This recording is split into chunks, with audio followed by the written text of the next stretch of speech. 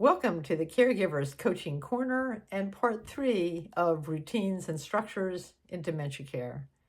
I'm dementia coach Diane, and I shared in the first video why routines and structures are so important for both your loved one and yourself. My husband Ben is living with Lewy body dementia here at home, and if we didn't have routines and structures and familiar processes in place, it would be chaos for both of us.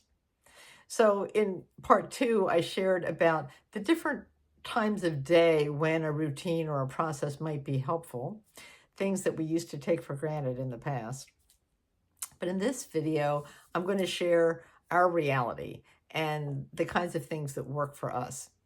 Now, every case is different, and certainly Lewy body dementia is an extremely aggressive form of dementia. So we are moving into year 5 with Ben living at home, and I'm so grateful I've still got him at home and beside me.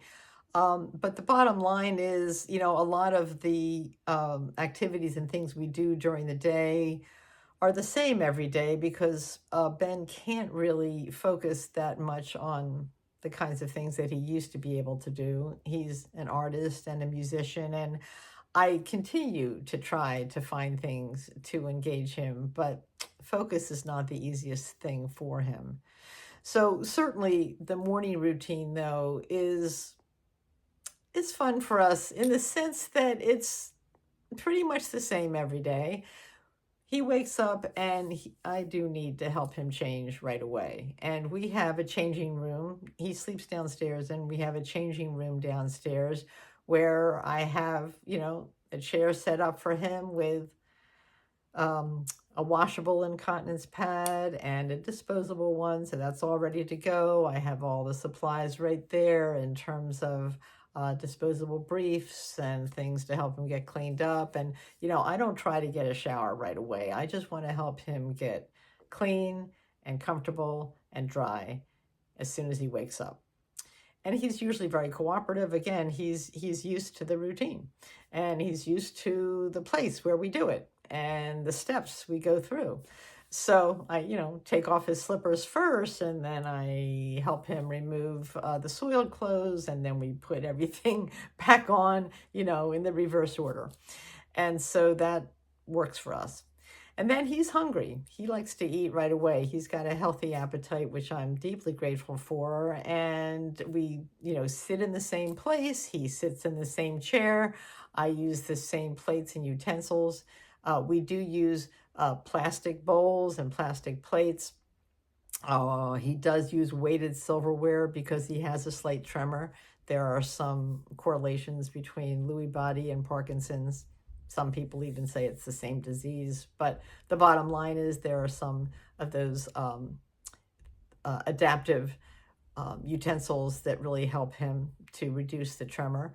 And I don't serve the exact same food every day, but I, don't vary it that much because I want to focus on nutrition and things that are easy for him to eat. And so, he usually gets like eggs and sweet potatoes in the morning. They mix well together.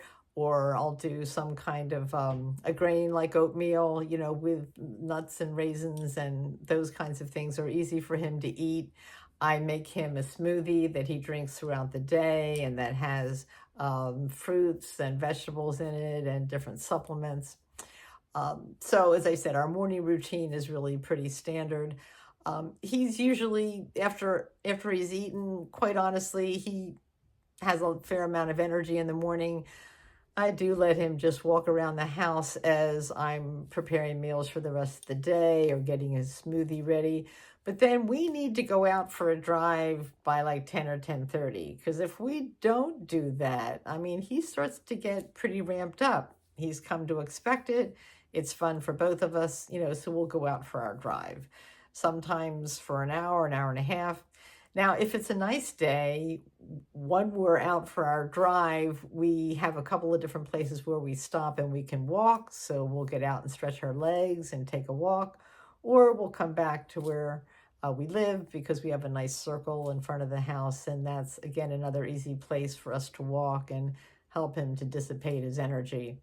And that pretty much brings us up to lunchtime. So once again, we eat in the same place. I usually have his food ready to go so that when 12 o'clock hits, I can get that meal going. And I do serve him one thing at a time. I might give him a bowl of salad. I let him finish that completely. And then I serve him a sandwich. And, the finger foods are easiest. But sometimes I've started to give him his larger meal in the middle of the day. I think it's better for him in terms of digestion because we'll usually get a walk-in again in the afternoon. So I might actually give him a salad and like a casserole, maybe even dessert. So I give him a big meal in the middle of the day, and then he has a chance to digest that and maybe even walk some of it off. And then for his evening meal, I'll give him something lighter, like some soup or a sandwich. Again, probably some dessert.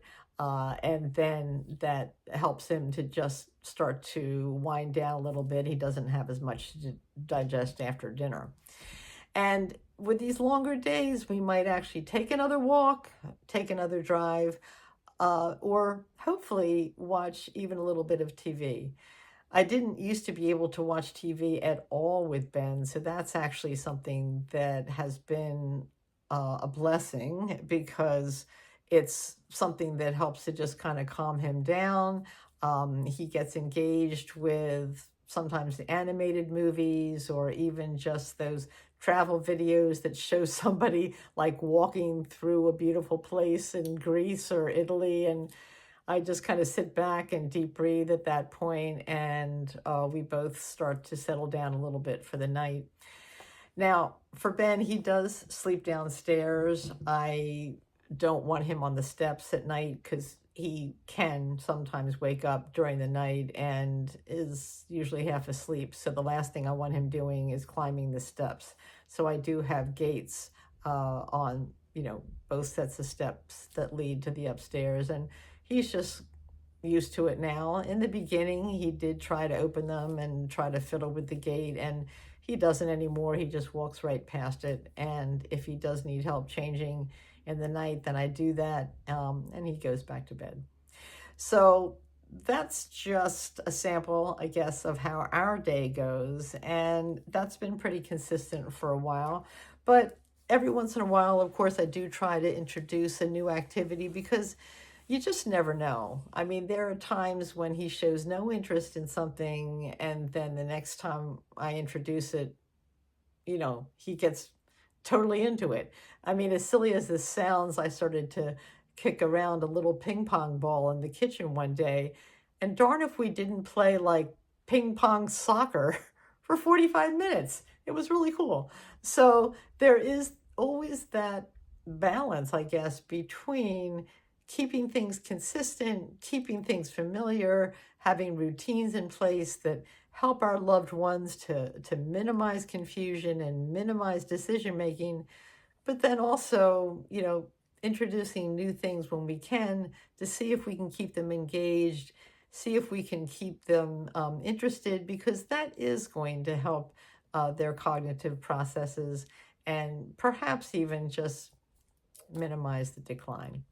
So thank you for listening this far, if you have. I really appreciate a thumbs up if this was helpful, but even more so, I'd appreciate your comments for what has worked for you and what are the routines or structures or activities that have really helped your loved one to stay calm, but also engaged. And if these kinds of videos are helpful, please subscribe. And you might actually also want to hit the notification button because I'm not sure when I'm going to have a chance to do these videos because I have to fit them in between our routines.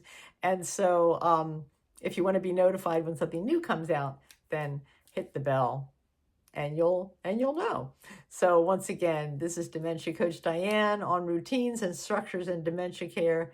Thanks so much for watching, and thanks so much for sharing, because together we got this. Together we're stronger.